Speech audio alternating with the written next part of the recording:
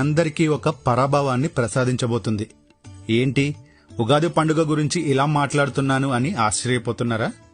2026 మార్చి 19న మన జీవితాల్లోకి అడుగు పెట్టబోతున్న శ్రీ పరాభవ నవ సంవత్సరం వెనుకున్న అసలు రహస్యం తెలిస్తే మీరు కూడా ఈ పరాభవం కోసమే ఎదురుచూస్తారు. చాలా మంది పరాభవం అంటే కేవలం అవమానం అనుకుంటారు. కానీ సంస్కృతంలో దీనికి ఒక అద్భుతమైన అర్థం ఉంది. పర అంటే అత్యున్నతమైన లేదా గొప్పదైన అని అర్థం. భవ అంటే పుట్టుక లేదా స్థితి అని అర్థం.